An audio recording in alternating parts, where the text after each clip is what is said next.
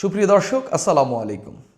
আওয়ামী লীগের একজন বড় নেতা এবং সর্বশেষ আওয়ামী লীগের যখন পতন হয়েছিল, সেই পতনের আগে আওয়ামী লীগের যে সরকার ছিল সেই সরকারের মন্ত্রী ছিলেন সাবের হোসেন চৌধুরী।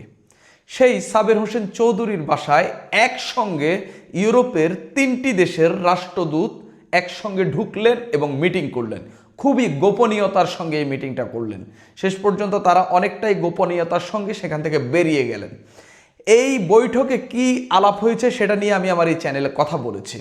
একটা পত্রিকায় একটা রিপোর্ট হয়েছে, তারা সূত্র মতো যা পেয়েছে সেটা উল্লেখ করার চেষ্টা করেছে। সেখানে মূলত নির্বাচন কেন্দ্রিক আলাপ হয়েছে এবং সাবের হোসেন চৌধুরী যখন আওয়ামী লীগের সর্বশেষ সরকারে যখন তিনি পরিবেশ, বন ও জলবায়ু মন্ত্রণালয়ের মন্ত্রী ছিলেন, সেসব নিয়েও টুকটাক কথা হয়েছে। তবে মেইনলি নির্বাচন নিয়ে আওয়ামী লীগ কী ভাবছে, নির্বাচনে অংশগ্রহণ করবে কিনা, যখন এইসব বিষয় নিয়ে নানান আলোচনা হয়েছে, তখনই আমার মনে একটা প্রশ্ন জেগেছে যে সরকার আসলে এই বিষয়ে কী প্রতিক্রিয়া দেয়।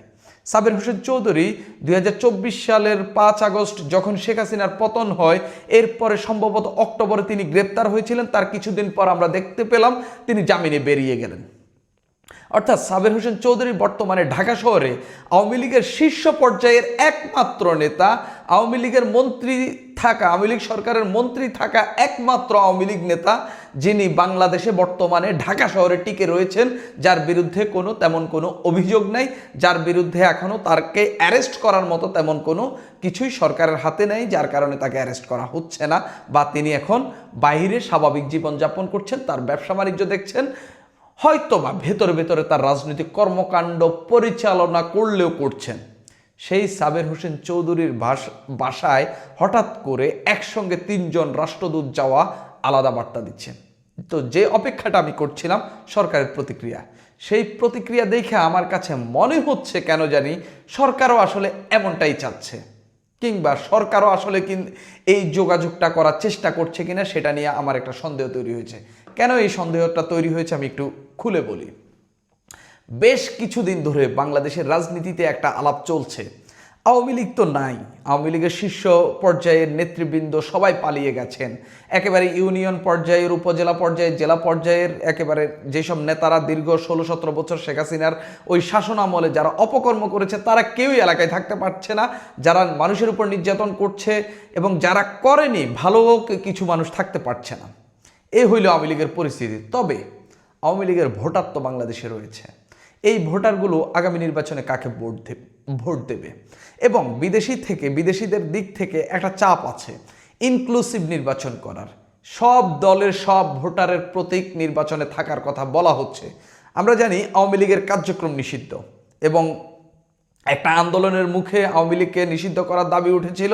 শেষ পর্যন্ত সরকার আওয়ামী লীগের কার্যক্রম নিষিদ্ধ করেছে, দল নিষিদ্ধ করেনি। পরবর্তীতে নির্বাচন কমিশন আওয়ামী লীগের প্রতীক স্থগিত করে। এখন পর্যন্ত যেটা আন্ডারস্ট্যান্ডিং রাজনীতির মাঠে, সেটা হলো আওয়ামী লীগকে নির্বাচনে অংশগ্রহণ করতে দেবে না, কিংবা আওয়ামী লীগ আগামী নির্বাচনে থাকছে না। তবে আওয়ামী লীগকে ঘিরে যে একটা পরিকল্পনা কিংবা একটা আলোচনা, একটা সমালোচনা কিন্তু সমাজে, রাষ্ট্রে, বাংলাদেশের রাজনীতিতে রয়েছে। সেটা কীরকম? আওয়ামী লীগের একটা ক্লিন ইমেজের যে অংশটা, সেটা একবার শুনেছিলাম হচ্ছে আব্দুল হামিদকে কেন্দ্র করে, একবার কথা উঠেছে শিরিন শারমিনকে কেন্দ্র করে, এখন হচ্ছে সোহেল তাজকে নিয়েও একবার কথা উঠেছিল, এখন সাবের হোসেন চৌধুরীকে নিয়েও দীর্ঘদিন ধরে এই কথাটা হচ্ছিল। এবং সাবের হোসেন চৌধুরীকেও বিদেশিদের অনেকেই হচ্ছে টার্গেট করেছেন। তাকে কেন্দ্র করে আওয়ামী লীগের একটা অংশকে নির্বাচনে আনা যায় কিনা, সব পক্ষের সব দলের ভোটারদের প্রতীক রাখা যায় কিনা, কিংবা তাদের প্রার্থী রাখা যায় কিনা, সেই চেষ্টা চালানোর অংশ হিসাবেই এরকম প্রচেষ্টা চালানো হচ্ছে বলে বাংলাদেশের রাজনীতিতে এক ধরনের আলোচনা সমালোচনা রয়েছে। তো 3জন রাষ্ট্রদূত, বিদেশি রাষ্ট্রদূত, আমরা জানি নরওয়ে, সুইডেন, ডেনমার্ক, এই 3টি দেশের বাংলাদেশের নিযুক্ত রাষ্ট্রদূত সাবের হোসেন চৌধুরীর সঙ্গে দেখা করতে গেলেন। সেখানে নির্বাচন নিয়ে আওয়ামী লীগের পর্যবেক্ষণ কি, নির্বাচনে আওয়ামী লীগ যাবে কিনা, এই নিয়ে হচ্ছে ব্যাপক আলোচনা হয়। তো আমি ভেবেছিলাম সরকার খুব শক্ত প্রতিক্রিয়া দেবে, কিন্তু সরকারের দিক থেকে সেরকম শক্ত প্রতিক্রিয়া আসেনি। আমি মনে করেছিলাম এই সরকার এটাকে হয়তো কূটনীতিকদেরকে আর একটু সতর্ক হইতে বলবেন, যেমনটা আমরা আওয়ামী লীগের আমলে শুনেছিলাম এরকম কথাবার্তা। কেননা আওয়ামী লীগের যেহেতু কার্যক্রম নিষিদ্ধ এবং সাবের হোসেন চৌধুরী যেহেতু আওয়ামী লীগের চিহ্নিত নেতা, চিহ্নিত বলতে হচ্ছে তিনি যে আওয়ামী লীগের নেতা এটা তো সবাই জানে, সেই হিসাবে চিহ্নিত বললাম, আমি অপরাধী হিসাবে চিহ্নিত বলিনি। তিনি অপরাধ করেছেন কিনা সেটা আমি জানি না, সেটা প্রমাণের দায়িত্ব আদালতের।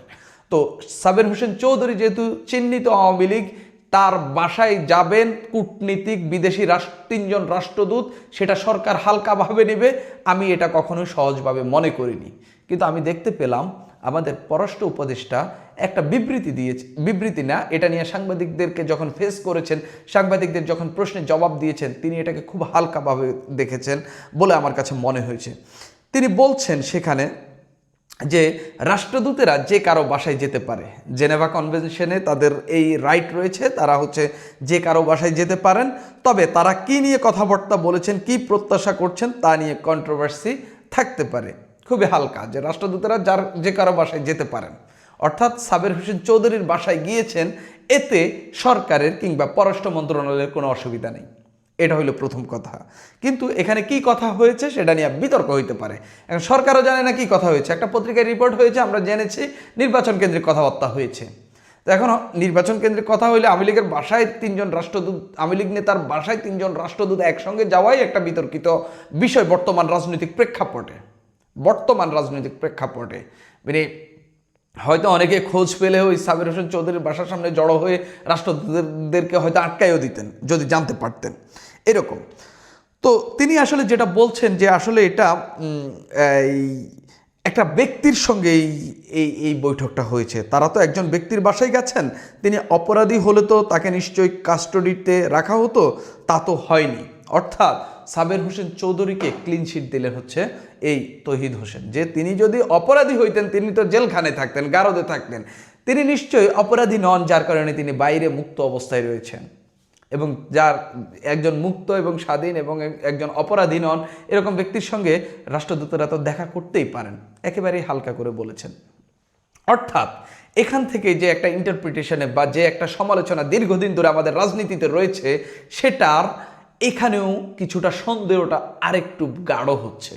গাঢ়টা আমি কীরকম একটু বলি, সরকার যদি এটাকে স্ট্রংলি প্রোটেস্ট করতো, স্ট্রংলি সরকার যদি এটার প্রতিবাদ জানাইতো, তখন আপনি বুঝতে পারতেন যে এই 3জন রাষ্ট্রদূতের যাওয়া সাবের হোসেন চৌধুরীর বাসায়, তার দলের কার্যক্রম নিষিদ্ধ, তার সেই দলের নেতার বাসায় 3জন রাষ্ট্রদূত একসঙ্গে যাওয়াটা আসলেই সরকার স্ট্রংলি প্রোটেস্ট করতে পারে। যেহেতু প্রোটেস্ট করে নাই, তার মানে সরকার কি এরকম কিছু চাচ্ছে কিনা এই প্রশ্নটা উঠতেই পারে।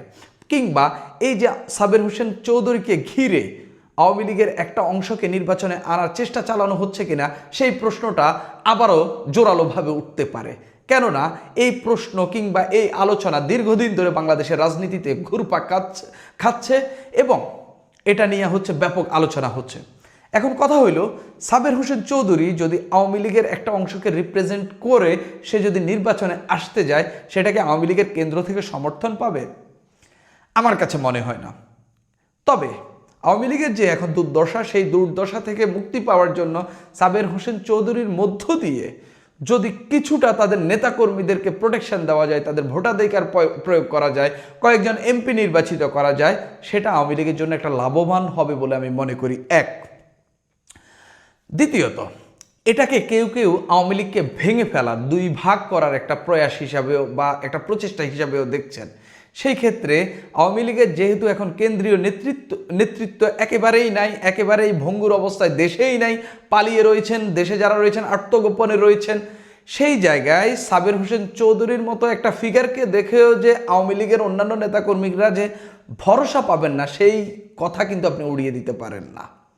আবার কেন্দ্রীয় নেতৃত্বের নির্দেশে কিংবা শেখ হাসিনা তো এখনো কথা বলতে পারেন, কথা বলছেন, অন্যান্য নেতারাও কিন্তু কথা বলতে পারেন, কথা বলছেন, সামাজিক যোগাযোগ মাধ্যমে তারা কিন্তু ব্যাপক অ্যাক্টিভ। তারা যদি বলে দেন সাবের হোসেন চৌধুরীকে তোমরা মেনো না, তাহলে কিন্তু এই যে আওয়ামী লীগকে ভাঙার যে প্রচেষ্টার যে আলোচনা কিংবা সমালোচনা চলছে, সেটা সাবের হোসেন চৌধুরী যদি সেই প্রচেষ্টার সঙ্গে যুক্ত থাকেন, সেটা কতটুকু সফল করতে পারবেন সেটা নিয়েও প্রশ্ন রয়েছে। এই হইল রাজনৈতিক পরিস্থিতি। তবে আওয়ামী লীগকে ভাঙার বলেন, আওয়ামী লীগকে নির্বাচনে আনার বিষয়ে বলেন, সব দিকে কেন জানি একটা প্রচেষ্টা চলছে। পাশাপাশি বিদেশিরাও কেন জানি আওয়ামী লীগকে নির্বাচনে চাচ্ছে। অন্তত এই 3জন রাষ্ট্রদূতের একসঙ্গে একজন আওয়ামী লীগ নেতার বাসায় যাওয়ার বার্তাটি সেরকমই দিচ্ছে। সুপ্রিয় দর্শক, আজ এই পর্যন্তই।